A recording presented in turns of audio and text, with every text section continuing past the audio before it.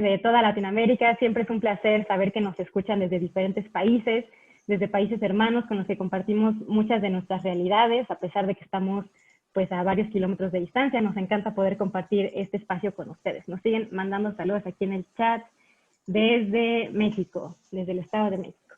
Pues bienvenidos a todos, vamos a dar inicio.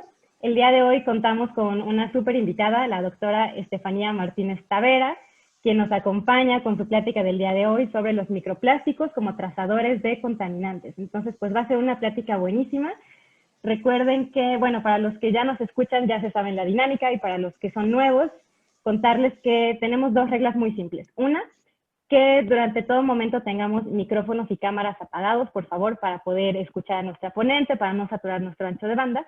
Y la segunda regla es que todas las preguntas se hacen por medio del chat, por favor. Aquí donde estuvieron mandando sus saludos, ahí yo voy recibiendo sus preguntas. Yo estoy como Fundación Global para el Desarrollo Sostenible, mi nombre es Sofía. Ahí me pueden estar mandando todas sus preguntas a lo largo de toda la conferencia, sin embargo las vamos a resolver hasta el final de la misma. La doctora Steffi nos va a estar hablando unos 40 minutos, 45 minutos, y después vamos a dar paso a esta sesión de preguntas y respuestas.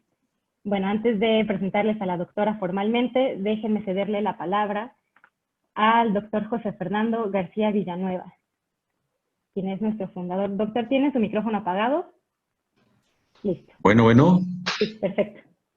¿Me escuchan? Sí. Sí, doctor. Muy buenas tardes, muchas gracias por acompañarnos nuevamente en la Fundación Global para el Desarrollo Sostenible. Para nosotros es un gran gusto, en verdad, contar con la participación de ustedes. Recuerden que este es un espacio donde muchos de ustedes pueden participar en las diferentes acciones que estén realizando a lo largo de sus estudios y de su trabajo.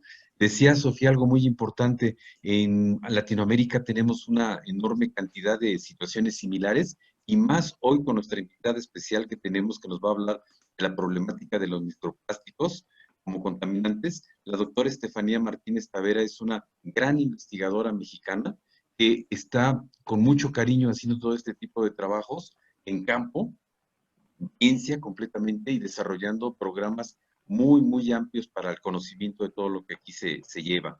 Hoy le agradecemos mucho la presencia a la doctora, y también agradecerles a ustedes, todos los que nos acompañan. Este es su espacio, este es su casa, y bienvenidos. Muchas gracias, Sofi, para presentar a la doctora, por favor. Gracias, doctor. Gracias. Pues miren, ahora sí les voy a presentar a la doctora Estefanía Martínez Tavera. Y déjenme les cuento, ella realizó sus estudios de licenciatura en Ingeniería Química Industrial en la USLAP, de maestría en Planeación y Administración Ambiental en el TEC de Monterrey, y de doctorado en el CIEMAT IPN, obteniendo en cada una de ellas mención honorífica. Actualmente es miembro del Sistema Nacional de Investigadores del área Físico-Matemáticas y Ciencias de la Tierra en nivel candidato. Sus temas de investigación son estudio de la procedencia de contaminantes y de la variación espacio-temporal para la gestión de cuencas, genotoxicidad y citotoxicidad en cuencas hidrográficas, microplásticos como transporte de contaminantes, y generación de instrumentos de planeación para el desarrollo sustentable a través del diseño de espacios territoriales. Ha participado como investigador adjunto en el CIEMAT IPN en 12 proyectos vinculados, entre los que destacan monitoreo en tiempo real de los parámetros físico-químicos asociados a la calidad del agua del río Atoyac y estudio rector hidrogeoquímico de los pozos en los acuíferos de la zona metropolitana de Puebla, proyecto demostrativo de biofiltro en la presa Valsequillo.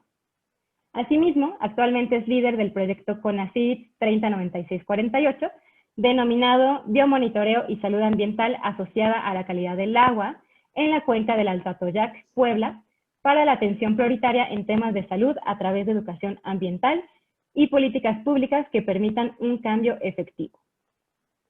Cuenta con 15 artículos internacionales indexados y se ha desarrollado como director de planeación en la Comisión Estatal de Agua y Saneamiento, como jefe de programación y política ambiental en la Secretaría de Medio Ambiente y Recursos Naturales, y como coordinador ISO 9000 y jefe de calidad en COMEX.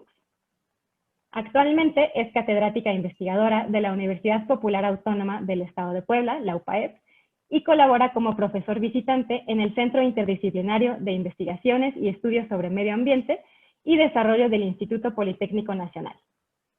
Imparte las materias de Sistemas de Información Geográfica, de Ordenamiento Territorial y Gestión Integrada de Cuencas para la Licenciatura de Ingeniería Ambiental y Desarrollo Sustentable, y las materias de seminario, tesis 1 y mitigación de los impactos en los procesos industriales a nivel maestría.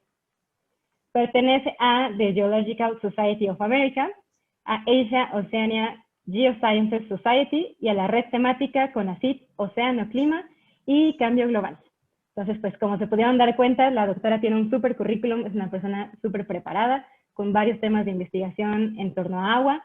Y doctora, pues un placer tenerla con nosotros. Muchísimas gracias por aceptarnos la invitación y estoy segura de que va a ser una conferencia súper, súper interesante. No, pues muchísimas gracias a ustedes, al doctor José Fernando García, a ti y bueno, y a todo el equipo que hay detrás de la organización que nos permite hoy estar con todos ustedes. Y bueno, esto es parte de lo que queremos hacer desde un punto de vista de divulgar todo esto o estos conocimientos, esto que vamos descubriendo poco a poco en nuestras áreas de competencia, precisamente para socializarlo y poder sumar, ¿no? Estos diferentes puntos de vista a nuestras investigaciones. Claro, claro que sí, doctora. Pues si me permite, le acabo de ceder los controles, creo que ya podría usted proyectar su presentación. Maravilloso, pues bueno. Ustedes me dicen si se ve la presentación. Sí, ya maravilloso. Va, voy a entonces ampliarla para poder trabajar con ella de manera más adecuada. Perfecto. Perfecto. Pues muchas gracias nuevamente. Perdón, doctora, apago mi cámara y el micrófono y aquí me quedo al pendiente. Perdón, sabes que yo también voy a apagar mi cámara para también tomarle un poquito de menos de ancho de banda. Y, ok, perfecto. Perfecto. Bueno, pues bien, microplásticos trazadores de contaminación. La realidad es que vamos a ir descubriendo poco a poco a lo largo de la presentación cómo estos microplásticos precisamente se vuelven no solamente trazadores, sino transporte también de contaminación. Para esto es importante hablar, obviamente, de plástico, ¿no? Y desde ese punto de vista, los plásticos se han convertido, ¿no? Parte de nuestra vida, parte de esta, desde mediados del siglo XX, ¿no? Es una parte fundamental si nosotros revisamos lo que tenemos en el escritorio o donde estamos el día de hoy escuchando esta conferencia, bueno, pues vamos a darnos cuenta qué gran cantidad de lo que tenemos a mano es precisamente es un plástico. Su producción ha alcanzado en este sentido más de 400 millones de toneladas anuales a nivel mundial, esto lo comenta Semarnat en 2017, y se estima que para el 2050 tendremos una producción de más de 2.000 millones de toneladas.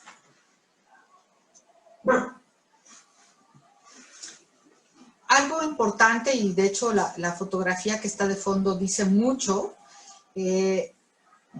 en cuanto a la alta demanda, en este caso de los consumidores, es decir, de nosotros, y hablando del plástico y de su manejo inadecuado, en este caso de los desechos, o en este caso residuos, y en este caso residuos plásticos, ¿no?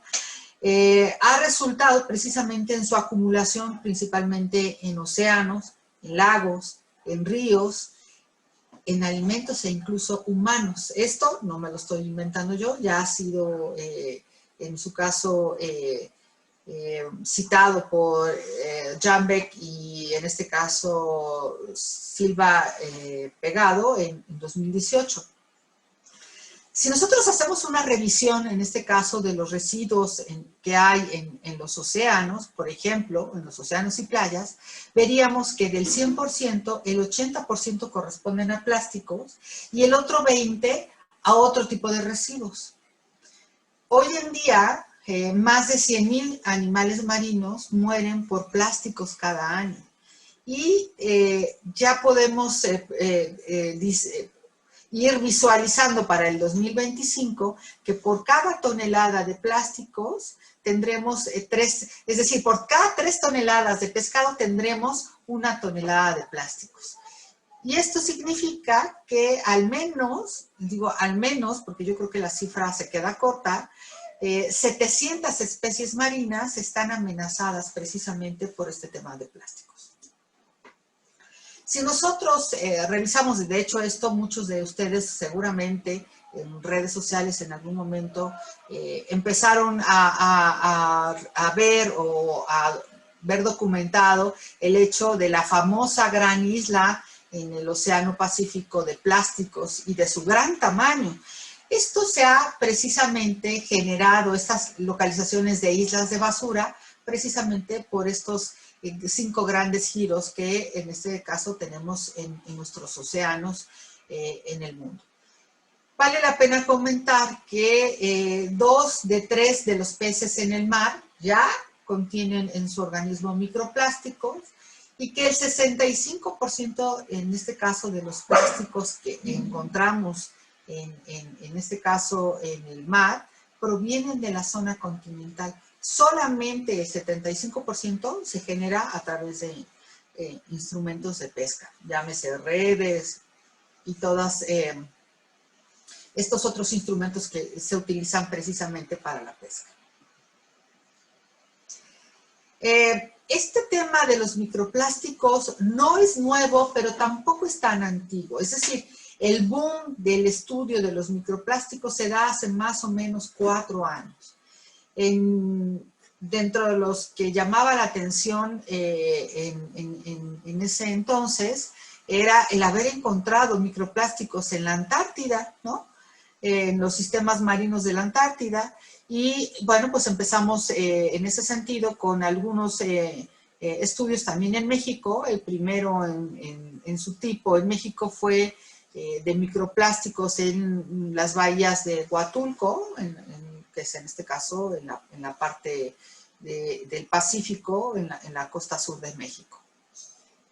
Para ese entonces, el solo hecho de encontrarlos, del hallazgo, era todo un tema. Hoy la verdad es que se ha sofisticado muchísimo el estudio de microplásticos. El solo hallazgo ya no es novedad, es decir, ya sabemos que hay microplásticos en todos lados, incluyendo en el hombre, nosotros como humanos, pues.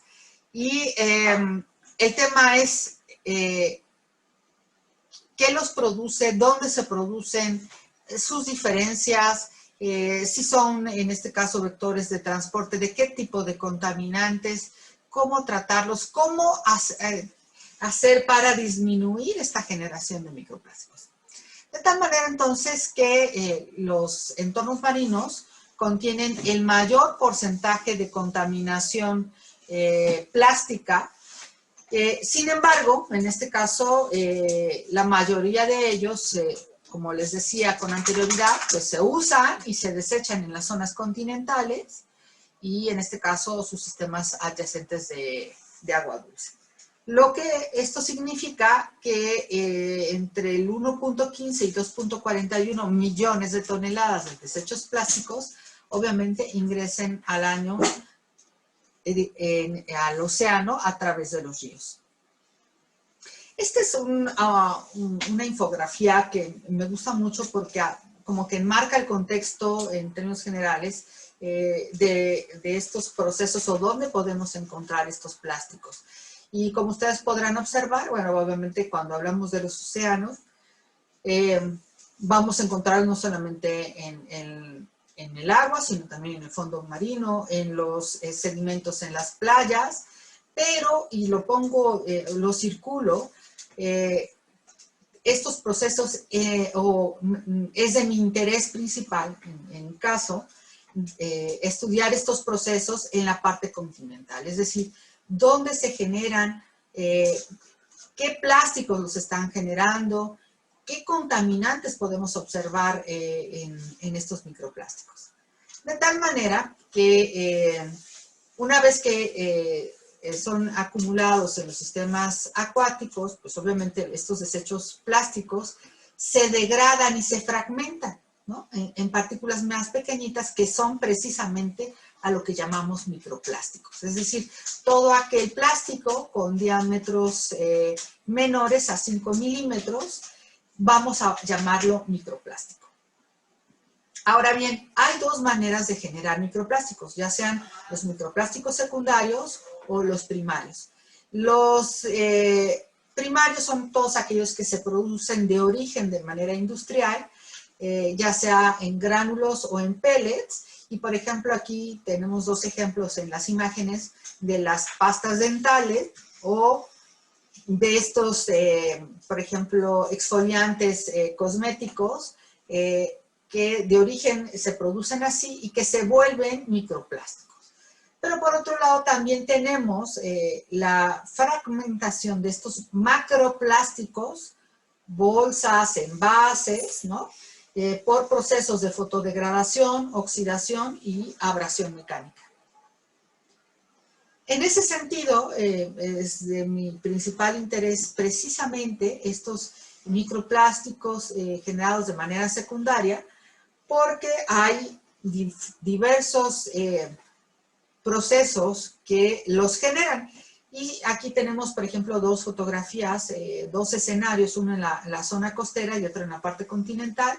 En la zona costera, bueno, vemos en este caso en la playa, desde un envase de PET, una llanta, ¿no? Y cómo seguramente este proceso erosivo que generan las olas y los sedimentos, es decir, el agua del mar y los sedimentos, harán que poco a poco se vaya degradando precisamente estos dos elementos. Y en la parte continental, en este caso, un río, van a estar, ya escucharon en el currículum, voy a hablar mucho del río Atoyac y de su cuenca.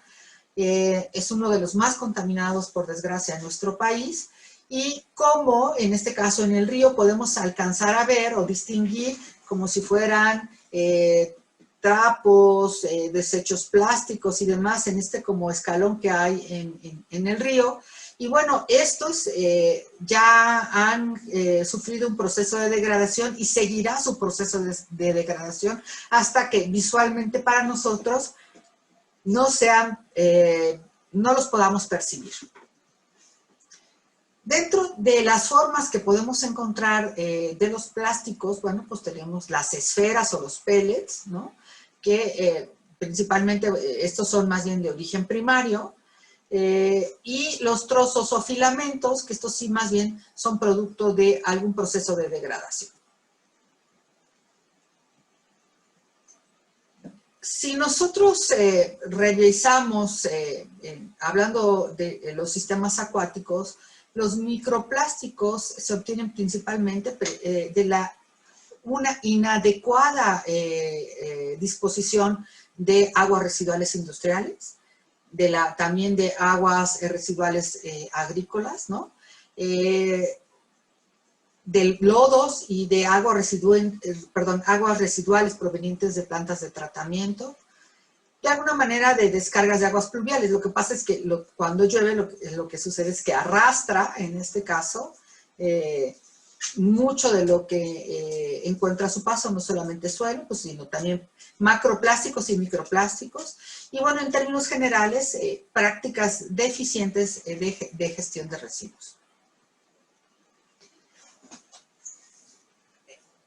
En los últimos años, como he estado comentando, y últimos años, 4 o 5 años cuando mucho,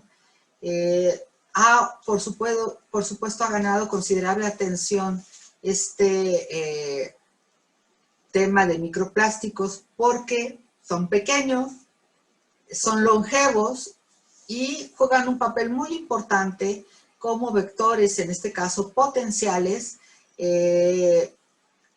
de transporte de compuestos, en este caso porque son hidrófobos. Y en ese sentido pueden estar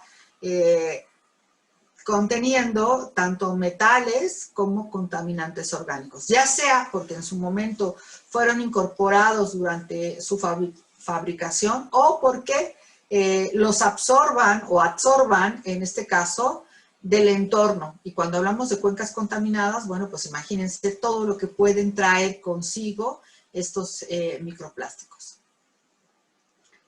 De tal manera que la presencia de microplásticos en numerosos invertebrados indican precisamente que estas partículas microcargadas de toxinas están precisamente entrando en la cadena alimentaria y presentan graves riesgos, en este caso, para la biota, incluido nosotros, es decir, a nuestra salud.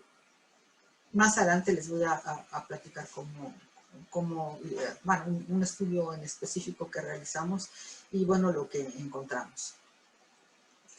De tal manera que estoy muy interesada entonces y he comenzado a estudiar estos microplásticos precisamente en aguas superficiales, pero en la parte continental.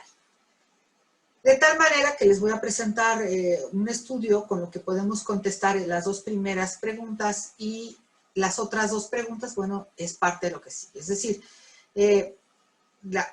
¿hay presencia de microplásticos en las cuencas hidrográficas? Vamos a ver cómo sí. ¿Qué procesos los generan? Vamos a ver qué procesos, pero estamos en proceso de poder responder a si son vectores de transporte de contaminación, que en realidad sí lo son, y qué efectos tienen en la biota. Y ahí, bueno, hay una diversidad de respuestas dependiendo de lo que estemos hablando. Les decía que iba a estar hablando constantemente del Atoyac y de su cuenca, porque es donde hemos estado trabajando, y digo hemos porque soy parte de un equipo de investigadores y hemos estado trabajando desde el 2008 en esta cuenca.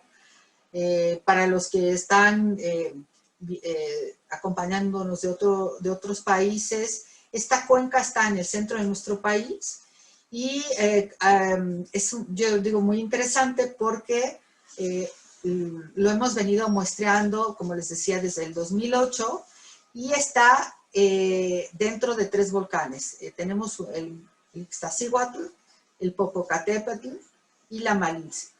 Vale la pena mencionar que tenemos un volcán activo. En términos generales, la cuenca es una cuenca con un porcentaje de uso de suelo agrícola alto, del más del 60%, pero también con una zona industrializada muy fuerte, precisamente a lo largo de los ríos. En este caso, por el este tenemos al Zaguapan, de hecho, los sitios de muestreo están en moradito. Por el este tenemos al Atoyac con puntos en rojo. Una vez que confluyen se sigue llamando Atoyac y después desembocan a la presa Valsequillo. Hay otros puntos en negro que corresponden precisamente a sitios monitoreados desde el Alce Seca. Y si pueden ver en el mapa hay una zona donde no hay puntos y es porque tenemos una gran cantidad de macrofitas o de lirio acuático que nos impiden la navegación en esa zona. Aunque ya lo hemos estudiado, que ese es tema de otra plática, pero hemos muestreado, como les decía, de manera constante a lo largo de, pues, ya de más de 10 años, la cuenca, y bueno, hemos sido testigos de cómo se ha ido incrementando estos procesos de contaminación. De tal forma que recientemente se hizo un estudio, en este caso que salió publicado en el 2019, de microplásticos precisamente en sedimentos de la cuenca del Alto Atoyac. No incluye la parte del Alce Seca, pero estos sedimentos, bueno, fueron analizados desde la parte alta hasta la presa Valsequillo y encontraron cosas muy interesantes. Miren, encontraron fibras, pellets, film, fragmentos, y vienen sus porcentajes para cada uno de ellos, desde el 14% de fibras, 25% de pequeños films, es decir, como películas, fragmentos, y en un 22% y pellets en un 11%.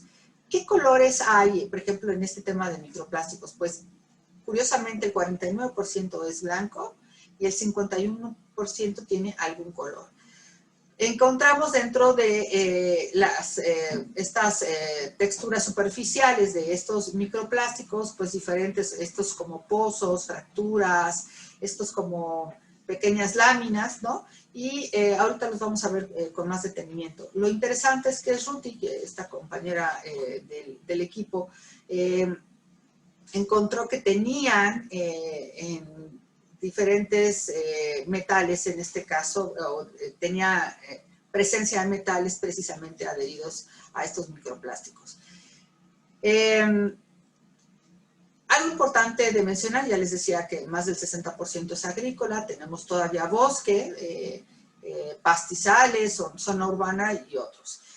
Es importante mencionar que, como decíamos con anterioridad, que en este caso Brown en el 2011 ya menciona que la principal fuente de contaminación de microplásticos en las aguas residuales, de microplásticos en las cuencas es precisamente el tema de aguas residuales. Y en ese sentido, cuando hablamos de fibras sintéticas, podemos encontrar más de 1.900 fibras sintéticas por lavado, lo que se van a convertir en microplásticos.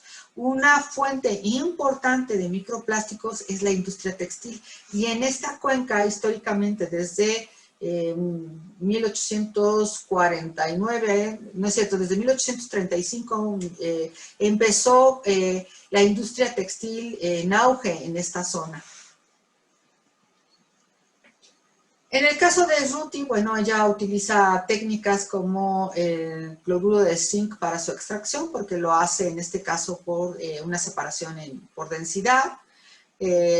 Usa una filtración, después con el estereoscopio selecciona todo aquello que identifica como posible microplástico y después hace una confirmación precisamente a través de microscopía electrónica. Esto es precisamente lo que se ve a través de imágenes SEM, donde se muestran esta desintegración de los microplásticos, como les decía, a través de pozos en las primeras imágenes, en estas fracturas, en escamas, en partículas que están adheridas, sobre todo en las últimas imágenes, que precisamente después se convierten en estos metalloides que se adhieren a estos microplásticos. Si nosotros revisamos la información que ya publica o que publicamos en su momento, bueno, pues vamos a ver, y lo circulé en rojo, porque el cobalto, el zinc, el fierro, el silicio no tendría por qué estar en el plomo, no tendría por qué estar en este caso en el microplástico. Y por otro lado encontramos elementos, por ejemplo, de origen natural como el azufre, el silicio, que está presente porque acuérdense que tenemos un volcán activo y en todos estos artículos que hemos venido publicando en JCR, donde mostramos cómo tenemos en la cuenca esta contaminación antropogénica y natural por un volcán activo, tenemos muy identificados varios elementos, entre ellos el arsénico y el azufre. Entonces, por eso es que circulé en verde estos que tienen que tienen probablemente una fuente de origen natural. Si nos regresamos a las preguntas que planteaba, había dos preguntas entonces por resolver. Los vectores de transporte de contaminación, perdón, si son vectores, en este caso de vectores de transporte de contaminación, y qué efectos tienen en la biota. Si me regreso un poquito a la imagen de la cuenca, al finalizar la cuenca, es decir, en la parte baja de la cuenca, tenemos, como les decía, a la presa Valsequillo, que es precisamente la zona donde quiero enfocar, porque se vuelve la receptora de todo aquello que trae el río Atoyac y en este caso el río Alceseca. Lo que ven marcado como en una grilla verde corresponde a la zona donde normalmente se encuentra el lirio acuático. Y bueno, ya tenemos diferentes estudios desde el 2008 hasta el último que fue publicado en 2019, de donde corroboramos que esta presa, que es para riego, por cierto, en realidad también tiene una función ambiental. No fue planeado para esto, pero funciona como un humedal artificial. porque se produce un proceso de sedimentación y después de biofiltración con el lirio que se encuentra en nuestra zona. De tal manera que tenemos identificadas muy bien las diferentes como etapas o las similitudes con una planta de tratamiento, y tenemos corroborado, obviamente, con datos de análisis de calidad de agua. Tenemos información de cómo, digo, esta propuesta no se hizo así por ocurrencia, sino con datos muy en concreto, donde identificamos un primario avanzado, un secundario y un terciario. De tal manera que el agua que entra se vuelve muy distinta al agua que sale. En esta, por donde dice Val 10, está muy cercana a la cortina, y después esta agua se va al distrito de riego de Tecamachalco.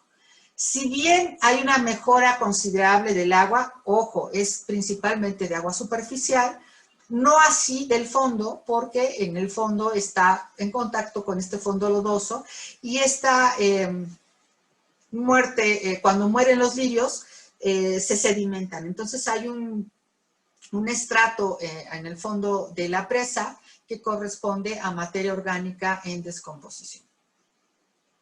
Bueno, esto es, hicimos, como les decía, en el 2019 un trabajo con Tabla Hernández, que habla precisamente del grado de contaminación por metales en los sedimentos precisamente de la presa.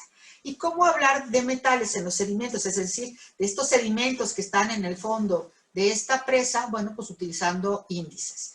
Y aquí les muestro algunos de ellos que tienen que ver con índices de geoacumulación y de factor de enriquecimiento. Me quiero detener en el de factor de enriquecimiento. Hay otros también que están enunciados, como son el índice potencial de riesgo ecológico y el de... y bueno, obviamente el porcentaje aportado por cada metal. Pero en este sentido, enfocándonos al del factor de enriquecimiento, vamos a tener en algunas zonas como de moderado a severamente enriquecido, es decir, que podemos de por sí encontrar en la naturaleza, por ejemplo, el cobre, el plomo y el mercurio, pero en este caso, cuando hablamos de enriquecimiento, hablamos de esta parte antropogénica que se suma a su matriz de origen natural, y encontramos a estos tres elementos como los más importantes o que llaman la atención en los sedimentos. Ahora bien, en este otro esquema podemos encontrar todo esto que les estoy comentando. Este es el lirio acuático, es un esquema, ¿no? Los famosos graphical abstract de los diferentes artículos, como mencionaba. Y si ustedes se fijan, voy a enunciar algunas cosas interesantes. El lirio acuático, y por eso es su función como biofiltro, tiene la capacidad de absorber, en este caso, precisamente algunos metales con potencial tóxico, ¿no?, del agua. Por eso es que hay una mejora, bueno, por el proceso de sedimentación, pero también por el proceso de biofiltración, es que al final de la presa el agua tiene unas mejores condiciones. Sin embargo, bueno, pues como más adelante viene en este mismo esquemita, después muere y se sedimenta. Esta es la parte que les decía, que en el fondo hay un proceso de degradación, en este caso de materia orgánica. Y aquí mismo, Tabla menciona que los niveles de arsénico, ¿se acuerdan del Atoyac?, son muy importantes desde el Atoyac, pero los de mercurio desde el río Alceseca. Es decir, el aporte principal, hablando de estos metales con potencial tóxico, los que podemos identificar de una manera más sencilla por cada uno de ellos es el del arsénico y del mercurio. ¿Y por qué? Pues porque están muy cerca de los límites en comparación con los squirts. No sé si los han nombrado en muchos de nuestros países, digo, no en Estados Unidos, no en Europa, pero en muchos de nuestros países en América Latina, nuestra normatividad pues tiene la portería gigantesca, es decir, pues están permitidas concentraciones muy altas de algunos elementos. Por ejemplo, hablando de cargas, en el atoyac está permitido hasta 20 kilogramos ya de arsénico entrar a la presa. Y bueno, esto se ve reflejado en esto que estoy comentando. Y los SQUILs no son más que son criterios ecotoxicológicos que miden precisamente la letalidad de estos metales. Estos fueron publicados por la NOAA y bueno, pues cualquiera de nosotros puede hacer uso de estos criterios, sobre todo cuando estamos evaluando esta parte ecotoxicológica de, por ejemplo, en este caso de estos metales, ¿no?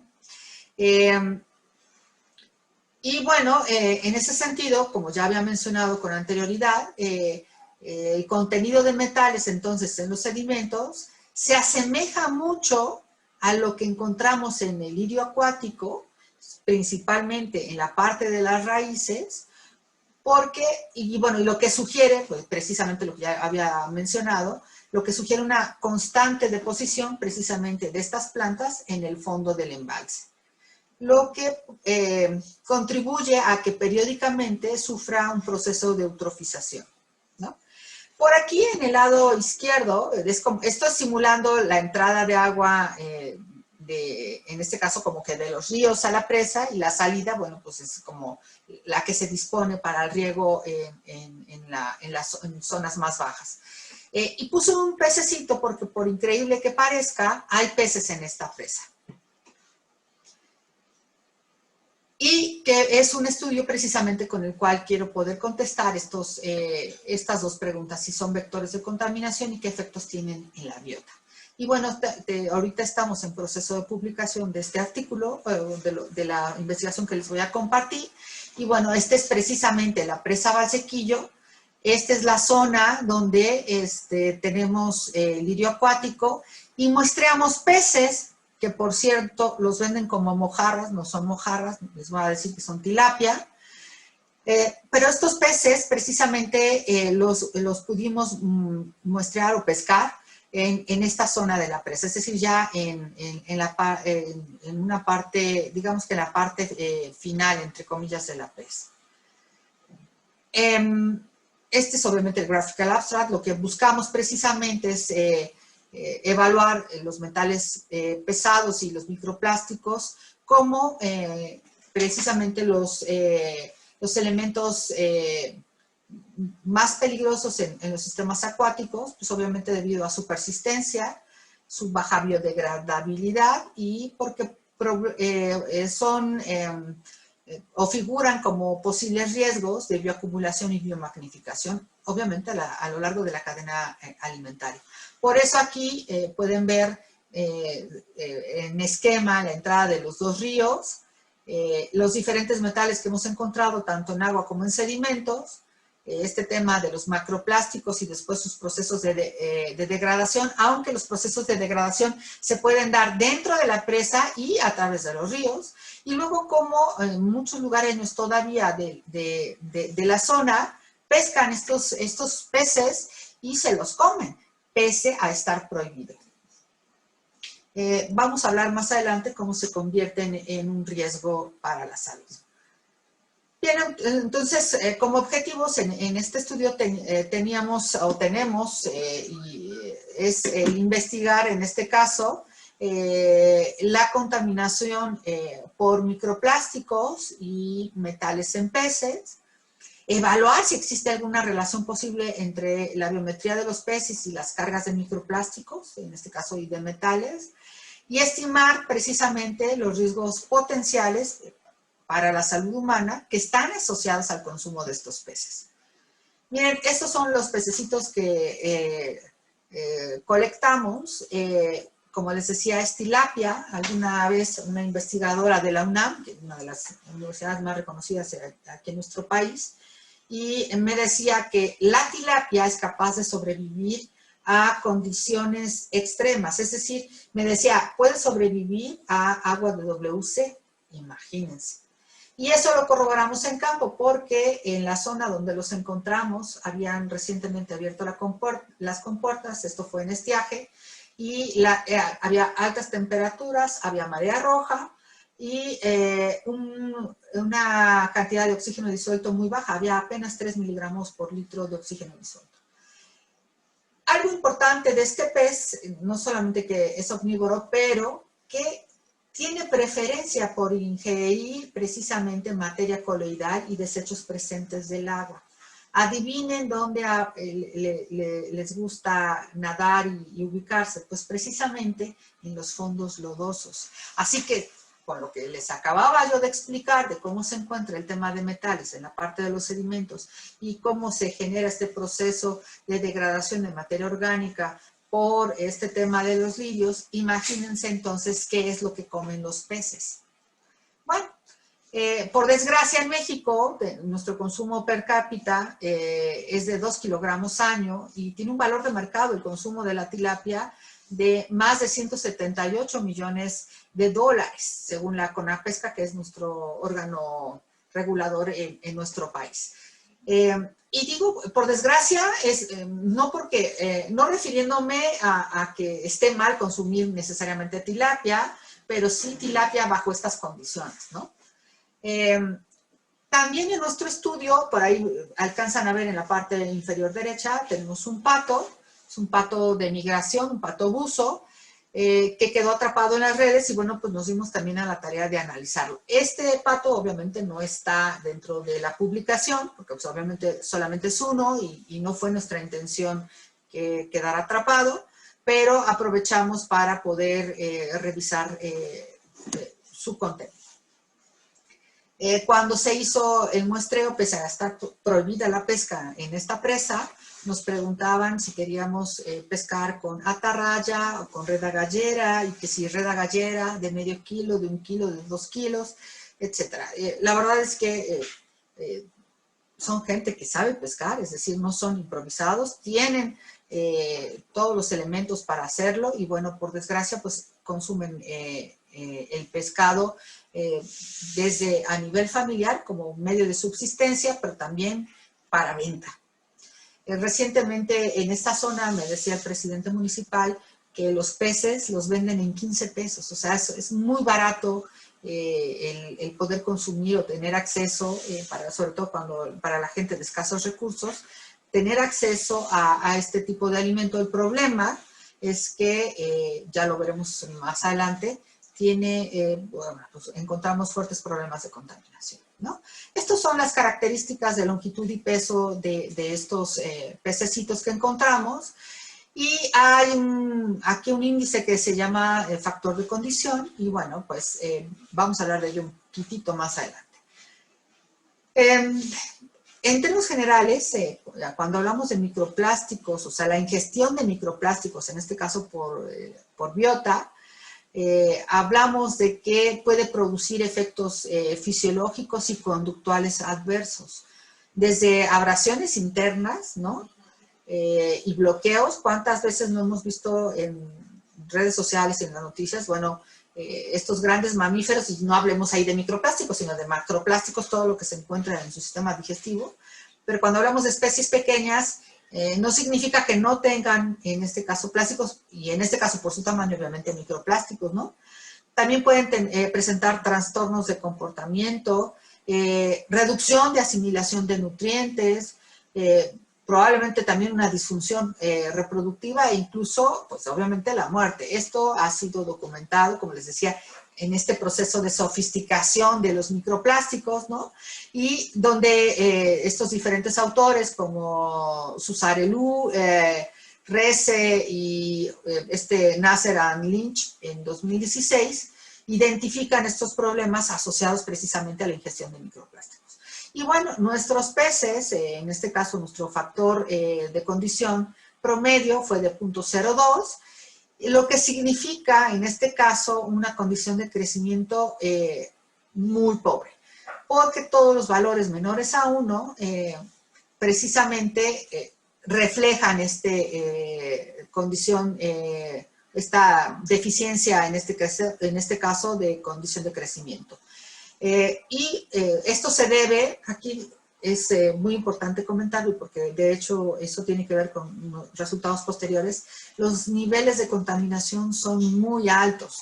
Entonces, y probablemente un tema de sobreexplotación en el área. Es decir, si está prohibido y de todas maneras pescan, no hay una regulación respecto en qué épocas del año está permitido pescar, ¿no? Si no lo hacen de manera indistinta. ¿Cómo lo hicimos? Bueno, para poder, en este caso, extraer los microplásticos del pez. Bueno, hicimos varias cosas.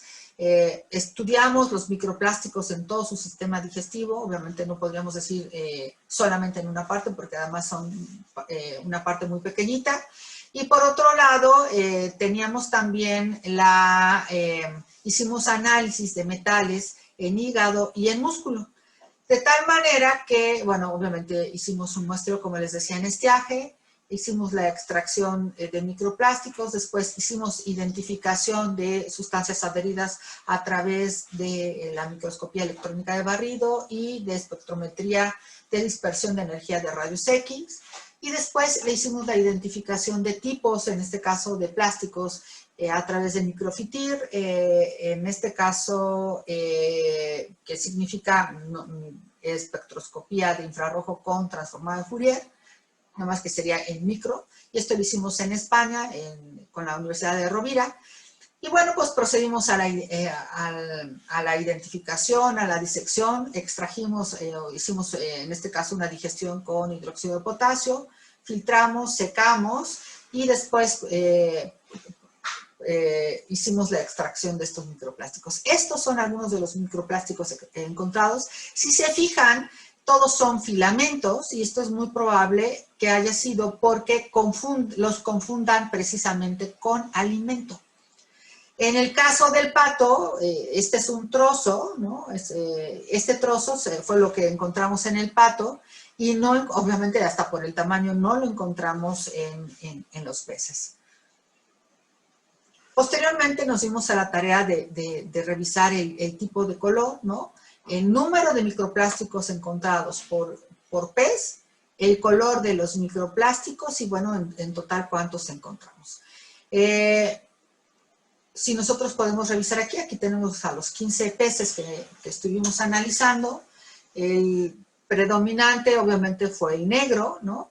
Y el número de microplásticos pues varió, encontramos desde 3, 4 hasta 24. Este número de microplásticos varió dependiendo si los peces se encontraron más cerca o no del consorcio de macrofitas, aunque no es determinante porque los peces no están en un lugar fijo, pues. Estas son algunas imágenes del SEM de los microplásticos que encontramos. Demuestran al final de cuentas el proceso morfológico y de degradación, en este caso, de los microplásticos. Si se fijan, estas partículas adheridas y un poco brillosas, precisamente son los metales metaloides que encontramos adheridos. Aquí hay algunos espectros, algunos CDX con las composiciones elementales, y volvemos obviamente en la superficie de los microplásticos seleccionados, y encontramos, por ejemplo, al fierro, al cobre, al silicio, al azufre, al cobre. ¿Se acuerdan de los que encontramos en los sedimentos? Bueno, pero por desgracia también encontramos al cobre, al estroncio, al plomo y al arsénico. Eso significa que mucho de lo que teníamos en el agua y sedimentos también se encuentran adheridos, en este caso, a los microplásticos. Ahora bien, para poder identificar qué tipo de microplástico, estos son algunos esquemas que utilizamos que corresponden al análisis microfitir, y encontramos, aquí hay otras imágenes, que el 22% de lo encontrado corresponde al poliéster, el 31% a poliamida y el 13% a una celulosa, en este caso sintética, y que puede ser rayón. Y por ahí tenemos probablemente que el 33% sea algodón. Aquí, si nosotros sumamos, este 46% que suma el rayón y el algodón, que corresponden ya sea a celulosa sintética o de origen natural, no fue identificado con toda claridad. su diferencia, pero bueno, así se clasificó, pero lo interesante es que, bueno, tenemos poliéster y poliamidas. Si nosotros revisamos, en este caso, las densidades de la poliamida, del acetato de celulosa y del tereftalato de polietileno, que corresponde al poliéster, todos ellos, los que acabamos de identificar, tienen una densidad, obviamente, mayor a la del agua. Por eso es que se encuentran en la parte del fondo lodoso, donde los peces, bueno, pues los confunden con sus alimentos. Esto corresponde, en este caso, es al patrón de distribución de los metales que estudiamos en los tejidos musculares y hepáticos de los peces tilapia, ¿no? Aquí en la presa. Y bueno, pues miren las cosas espantosas que encontramos. Digo espantosas porque me hubiera gustado decir, no, pues no encontramos nada, pero por desgracia sí. Y lo encontramos también en el músculo. En ese sentido, encontramos que todos los límites en términos generales, algunos de los metales eran inferiores al permitido. Sin embargo, de acuerdo a lo establecido por la OMS y la FEPA y la UE, excepto el cobre, el zinc, significan riesgos potenciales y de una manera muy importante. Finalmente, y ya para no alargarnos mucho tiempo más, voy a enunciarlo de manera general. La verdad es que con esta lámina y lo que implica esta lámina nos podríamos estar una hora platicando al respecto, porque hablaríamos ya de lo que significa precisamente el impacto de esta contaminación por metales en los seres humanos. ¿Sí? Entonces, calculamos 3 índices, uno que corresponde al índice de contaminación por metales, otro que es un hazard index, pues, que tiene que ver con la exposición alimentaria humana a metales tóxicos, y otro que tiene que ver con el lifetime cancer risk, que tiene que ver precisamente con la probabilidad de que un individuo desarrolle cáncer, nada más que ahí solo lo hicimos para el arsénico. Bien, en el caso del índice de contaminación por metales, se calculó precisamente para estimar la tasa general de acumulación de metales en los tejidos musculares y hepáticos de los peces que estudiamos, de acuerdo a Sharma y Hao en estos diferentes años. Y en este caso, el valor obtenido fue de 0.456, lo que sugiere una menor acumulación del metal, es decir, no nos indica que haya un problema severo, que es, hasta ahí íbamos bien.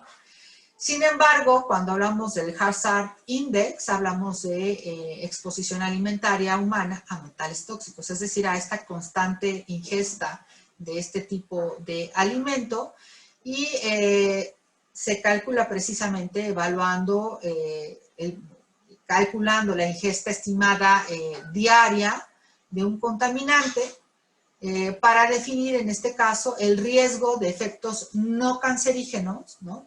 Pero bueno, entre paréntesis, ¿no? Porque de todas maneras sí da luz respecto a problemas de salud, ¿no? Y bueno, los valores superiores a la unidad indican que tenemos que tomar acciones correctivas. Y en ese sentido, se encontró que para plomo y para zinc eran mayores que la unidad. Miren, sus valores en este caso de zinc era de 1.44 y para plomo de 2.17, que empiezan a prender las alarmas. Eso se encontró para adultos y para niños, bueno, pues no les platico, para plomo es de 3.16 y para zinc de 4.75. La realidad es que si bien se están evaluando riesgos de efectos no cancerígenos, pero sí de probables riesgos serios a la salud, en este caso por estos metales, ¿no? Plomo, zinc. Y lo que nos urge a tomar medidas regulatorias en el consumo de tilapia en el embalse. En otras palabras, a tomar medidas de educación ambiental serias, formales, para desincentivar el consumo de esta tilapia, ¿no? porque puede provocar problemas de salud fuertes.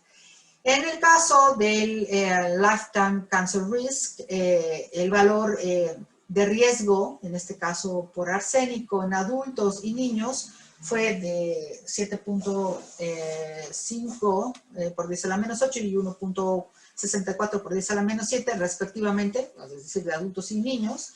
Y lo que significa que está por abajo del límite permitido, que es por 10 a la menos 6. Lo que indica que no hay como tal un riesgo por carcinógenos o carcinogénicos asociados, en este caso, al arsénico. Sin embargo, perdón que sea reiterativa, el tema del plomo y del zinc sí son un problema, en este caso, a través precisamente del consumo de estos peces para el humano.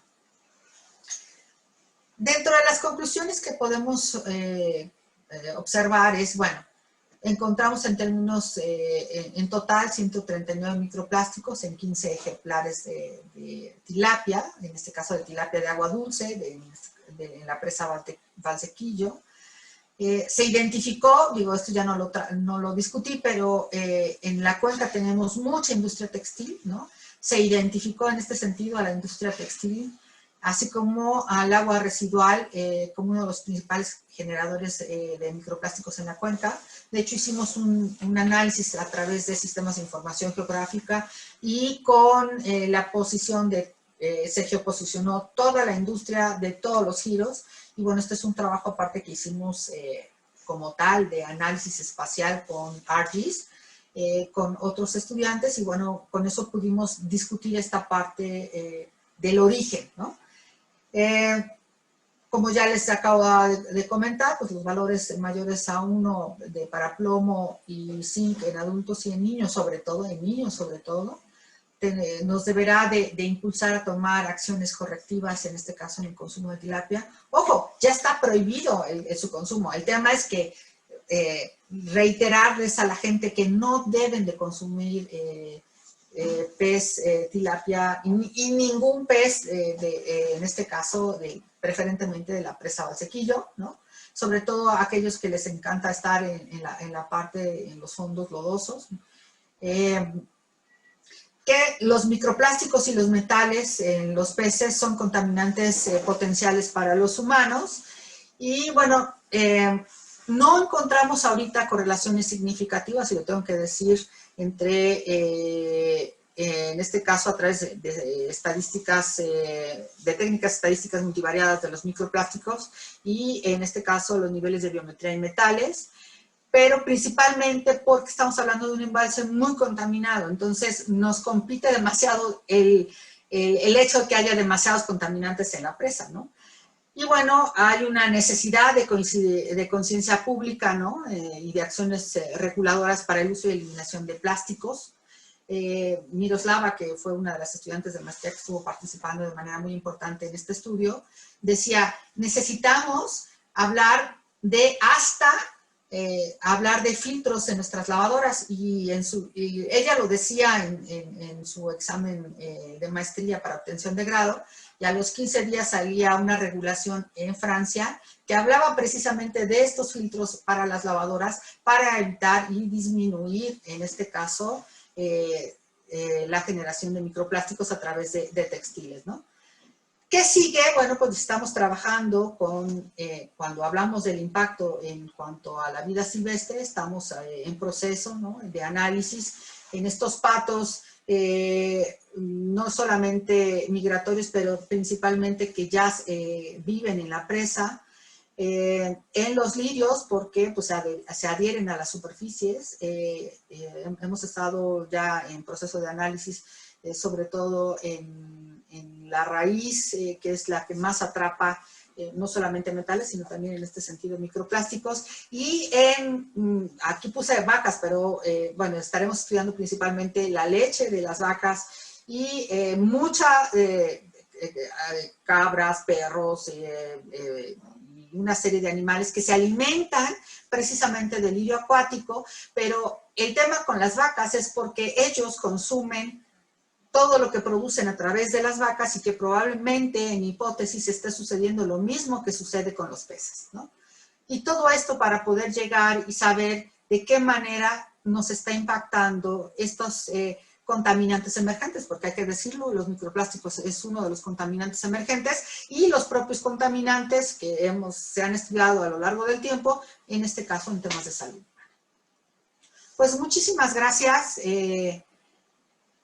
Algo que vale la pena y me gusta para terminar la plática es que la cadena del plástico, cuando nosotros generamos, creemos que una botella de plástico no hace nada, pero si nosotros revisamos esta cadena del plástico, pues es solo cuestión de tiempo en que regrese a uno, ¿no? Y regresa a uno a través de distintos alimentos y que, bueno, pues también esté dentro de nuestro organismo y que estos efectos que hablábamos de la ingesta de microplásticos también nosotros como humanos podamos manifestar en mayor o en menor grado estos procesos de degradación. Pues muchísimas gracias. Bueno, esto se los voy a mostrar si alguno está interesado en valores que en alguna ocasión anterior me preguntaban con mayor acuciosidad de cómo estaba el músculo y el hígado en cuanto a contaminantes de metales. Bien, voy a abrir cámara y dejo de presentar. Listo, doctora. Muchísimas gracias por su plática. Está interesantísimo. Creo que pues me quedo con lo que usted dijo al final, que pues esto es una cadena, ¿no? O sea, lo que uno hace se regresa y aquí en la naturaleza pues hemos visto que se regresa pues en forma de contaminación. No solamente estamos afectando los ecosistemas, las especies, nos estamos afectando a nosotros mismos. Y pues si me permite, doctora, tenemos varias preguntas. Hay mucha inquietud en cuanto a la alimentación. Entonces, me gustaría empezar con esta sección de preguntas que van como relacionadas todas. Primero nos preguntan, ¿está prohibida el consumo de tilapia en esta zona por la contaminación o por conservación de la especie? Por contaminación. Porque de hecho es una especie que se introdujo, no tendría por qué estar ahí. Ok. Esa es otra de las preguntas. Nos dicen que si esta es una especie introducida o es de esta zona y si sirve como un bioindicador, por esto que usted nos comentaba que comen pues cosas que no son como muy de limpias. hecho, el solo hecho de haber encontrado, independientemente de microplásticos, estos niveles de metales en músculo, dejemos el hígado, en músculo, y ahorita les pongo esta última lámina que me la pasé rápido porque esto ya es como, porque normalmente me lo preguntan mucho. Si nosotros vemos los valores que piden las diferentes organizaciones, está de susto, porque la gente, es más, viene una foto donde la venden como mojarra, y no es mojarra, es tilapia de la presa, ¿no? Ajá, y por eso su valor de 15 pesos. Sí, pues sí, nos dan gato por liebre, sí, como dirían. Y bueno, relacionada a esta parte del consumo de la tilapia, pues tenemos varias preguntas, doctora. Primero, desde Colombia nos comentan que allá también se consume mucha tilapia y que la importan incluso desde China. Sí. Entonces, la pregunta, ese es un comentario. Y preguntas relacionadas a eso nos dicen si entonces deberíamos nunca comer tilapia. Si sabemos que tiene como estas tendencias de alimentación, lo ideal es nunca comer tilapia, provenga de donde provenga. Mira, es una pregunta muy difícil. Te soy honesta, yo viví un proceso con este tema precisamente del consumo de tilapia. Cuando estaba apenas iniciando la investigación y me hice ese comentario esta investigadora de la UNAM, yo me quedé pensando, dije, bueno, ¿cómo me aseguro que la tilapia que esté consumiendo haya sido producida en buenas condiciones? Al menos en México intenté ver el origen, ¿no?, de esta tilapia. A veces es muy complejo, no es tan fácil ver de dónde proviene la tilapia, pero ya lo corroboré después en el estudio. Efectivamente 3 miligramos por litro es nada. Por ejemplo, si tú revisas cómo se produce, en este caso, la trucha necesita entre 7 y 8 miligramos por litro de niveles de oxígeno disuelto para poder sobrevivir. Eso significa que en este caso es un pez que puedes consumir con más confianza. No quiere decir que no haya o no problemas, pero al menos tiene que haber unas condiciones de agua tales que permita su sobrevivencia. Y la tilapia no. Y yo lo vi. O sea, medimos 3 miligramos por litro y ahí estaban las tilapias sin ningún problema, ¿no? Entonces, yo lo que me ha sucedido de manera personal, no quiere decir que diga, dejamos de consumir tilapia, no, lo que pasa es que habría que asegurarnos de dónde proviene y cómo fue cultivada. Yo sí, a nivel personal y familiar, yo sí he dicho, pues traten de consumir lo menos. Lo que pasa es que es un pescado muy comercial, muy accesible, ¿no? Difícil a decir, o diferente a decir, pues vamos a comer guachinango 2 o 3 veces por semana, es impagable, ¿no? Para algunas familias. Lo que sí he comentado es disminuir el consumo porque no sabemos en qué condiciones fue producida. Como muchas otras cosas, si te fijas, hubo una época donde se decía que el pollo, que si muchas hormonas, que si las alitas, porque ahí les inyectan las hormonas y una serie de cosas, ¿no? Hoy, mucho de este consumo, sobre todo mucho más consciente de productos orgánicos, o por ejemplo del huevo de gallinas de libre pastoreo y una serie de cosas, nos va haciendo a ser más críticos de lo que comemos, ¿no? Ok, sí, pues sí. Yo en lo personal, doctora, ya la pensaría 2 veces antes de comer tilapia. Sí, la verdad es que sí, ya, no. Y como está también el bagre, que es un pez que come, pues parece piraña, ¿no? O sea, se come lo que le des. Y no todos son productores conscientes, a eso voy. No quiere decir que todo sea malo, o sea, tampoco. Simplemente, a lo mejor habría que ir buscando o pensando, ¿no? En la manera que se hace conciencia en estas etiquetas, así como de orgánicos y demás, de cómo es que, de dónde proviene el pez y cómo fue alimentado, ¿no? Claro, y bueno, eso va relacionado a una de las preguntas que nos hacen nuestros oyentes, que nos dice, ¿cómo saber si lo que consumimos en casa está contaminado por microplásticos? Y si considera que deberíamos reducir el consumo de este tipo de productos. Nos hablan también de mariscos, por ejemplo. Mira, es que es bien difícil. A ver, yo soy fan de los mariscos. Me encantan los mariscos. Pero, pues obviamente mi formación ya me permitió ver que en caso de los moluscos, llámese ostiones, no sé cómo le llamen en otros países, pero pues aquí los conocemos como ostiones, las almejas. Híjole, si no tienes certeza de dónde son, mejor no los comas.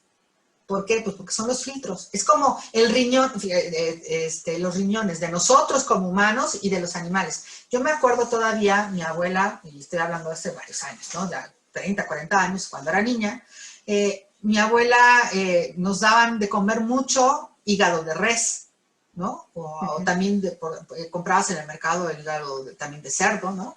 Y era, la verdad es que un alimento sabroso, rico, pero es el filtro de todo. Lo mismo con el tema de los pollos, aunque no he hecho estudios en pollos, pero bueno.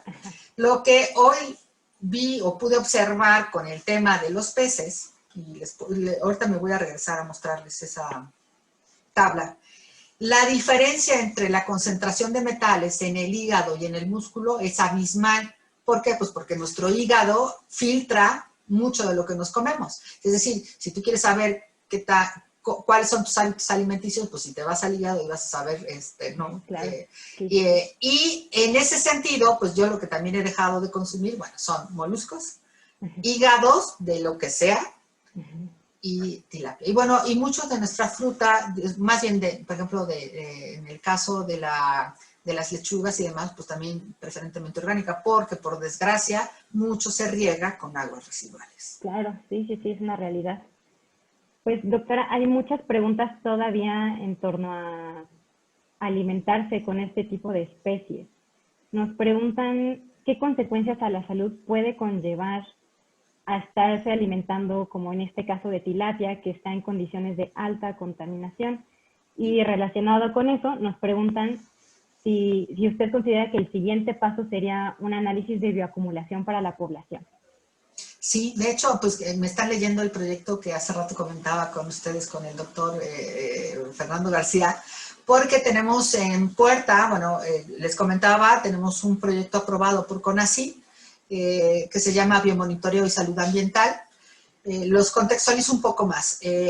nuestro estado, junto con el de Tlaxcala, que son los que compartimos esta cuenca, fuimos ahora sí que señalados a nivel nacional por la responsable de CONACYT, a nivel nacional, como los primeros lugares en leucemias infantiles. Entonces, una pregunta es si estas leucemias están asociadas a algún proceso de contaminación. La verdad es que no lo sabemos, o sea, necesitamos de muchos elementos, no solamente decir que la cuenca está contaminada para decir que sí, que es por eso, ¿no? O sea, puede haber muchos otros elementos. Entonces, y bajo ese esquema, bueno, hicimos toda una propuesta y la verdad es que el CONACYT y en esta nueva administración han apostado mucho por la parte social y coincido en ese sentido. ¿Por qué? Porque habría que preguntarles, no solamente en términos de agua, muchos de sus problemas medioambientales. Por ejemplo, en esta zona de Valsequillo hay una gran cantidad de mosquitos. Y pese a eso, como ya comenzamos este tema del proyecto en ese sentido, nos dicen que no hay, y lo hablamos con la responsable del centro de salud, no hay Zika, no hay chikungunya, no hay dengue, pese a la cantidad de mosquitos. Digo, la verdad es que esa es una muy buena noticia, ¿no? Claro. Pero todavía no tenemos el banco de información para saber si hay algún otro tipo de problema de salud, ¿no? Una vez que tengamos esto, iremos precisamente por analizar genotoxicidad y citotoxicidad. Ya tenemos un estudio por ahí en agua y en sedimentos, pero lo haremos en humanos precisamente, con raspados en mucosa, con muestreos de sangre y orina, pero sobre todo en niños, es decir, en niños de más de 5 años y menores de 18, para hacer precisamente análisis de metales, ¿no? Y de una serie de elementos mucho más complejos que nos den información acerca de la salud de quienes habitan la cuenca. En este caso estaremos trabajando con 3 comunidades, una de ellas precisamente la que vive o la que está juntito de donde colectamos estos peces, ¿no? Ok, sí, claro. Yo creo que va a dar unos resultados bastante interesantes, ¿no? Con una discusión bastante interesante. Doctora, pues muchas gracias. Seguimos con más preguntas. Nos dicen desde Ecuador, nos dicen, aquí en Ecuador se consume mucha tilapia. ¿Será posible utilizarla para remediación? Híjola. Buena pregunta. La verdad es que no tengo, o sea, me faltarían elementos para poder dar una respuesta. Porque lo que sí funciona hoy en día es este lirio acuático, es como un biofiltro. El tema es que hay un proceso de sedimentación, ¿no? Y esta muerte, muere el lirio, se sedimenta y todo esto que en un momento procesó, es decir, absorbió, queda en el fondo. Lo que está sucediendo, por ejemplo, en esta presa, es que el pasivo ambiental está en los sedimentos y en el fondo de la presa. Y eso es algo que las autoridades no han querido observar. Es decir, mientras no les genere problemas, pues ahora sí que a algún incauto le tocará resolver ese problema. Y o la población se verá seriamente afectada, que es parte de lo que está comenzando a suceder. Yo no sé si los peces pudieran en algún momento dado funcionar como esta parte de bioremediación, porque lo que sí está sucediendo es que los peces se están comiendo o se alimentan de este fondo lodoso y pudiera suceder, ¿no? O sea, podría ser. Quizás, confieso, me faltarían elementos para dar una opinión adicional. Ya tenemos tema para otra tesis ya, doctora. ¡Claro! Y bueno, nos preguntan, esta es un poquito más hacia su experiencia personal. ¿Cómo ha sido para usted esta parte del trabajo en campo, en esta investigación en específico? ¿Es triste, es preocupante? ¿Le llega a dar asco de algunas cosas que se encuentre? ¿Cómo es para ustedes? Pues mira, en lo personal, cuando, ya hace varios años, la verdad, para mí el trabajo en campo, per se, me encanta. Me fascina, me llena de energía, me da la pila necesaria para después tener que ir al laboratorio, hacer, ¿no? Y hacer todo el demás análisis. Soy una persona muy activa, entonces, pues estar en campo me llena. Si me da asco y demás, no, sí he visto cosas muy feas, ¿no? Tanto como asco, ¿no? Sino una gran desesperación por los niños que viven en esta cuenca. Alguna vez tuve una discusión con otros investigadores y ellos decían, pues en esto que planteaba, pues decían, bueno, pero como que no a todos les interesa el tema de la contaminación, porque como no viven junto al Atoyac, pues entonces no les llega la contaminación. Dije, espérense, equivocación. Por eso decía que aguas con el tema del agua residual, porque muchos de los alimentos que se producen en la cuenca se producen con agua residual. Sí, claro. Y eso está para dar y repartir a todos. Es decir, mucho de lo que comemos no lo sabemos, pero puede ser producido con agua residual. Claro. Y provocaría en este sentido pues un problema parejo, vivas o no vivas junto al río. Ay, perdón. En ese sentido, pues, aunque esté feo, me motiva el hecho de querer colaborar con mi granito de arena, ¿no? Y sobre todo pensando en niños. Sí, alguien tiene que hacer algo. Sí, así es, doctora. Sí, igual aquí en la Fundación somos soñadores, somos activistas. ¡Claro! Entonces, sí, nos encanta todo esto. Pero ¿sabes qué? En este caso, Sofía, a veces somos criticados porque se piensa que alguien no puede hacer demasiado. Espérame, yo creo que sí sumamos y en la medida que sepamos, que podamos convocar, como lo que ustedes hacen en estas maravillosas reuniones, y de ir sumando, en este caso, estas sinergias, estas energías, ¿no? Podemos ir generando cambios desde donde estemos. Claro.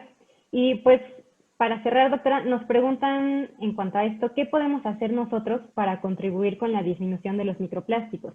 Y relacionado a esto, si esta contaminación del río y de la cuenca Atoyac pueden ser combatidos o se ve como que ya no hay solución pronta. Bueno, las dos cosas, o sea, sí se puede. Primero, desde casa, la disminución de los plásticos, sobre todo de un solo uso. O sea, estos de las famosas pajillas o popotes, dependiendo como le digan, las bolsas del súper, esos que también, es más, están tan delgaditas que ni sirven bien para transportar lo que nosotros compramos en súper. Exigir menos empaques de estos que truenan, porque además son bien complicados para poder reciclar o simplemente no se pueden reciclar, ¿no?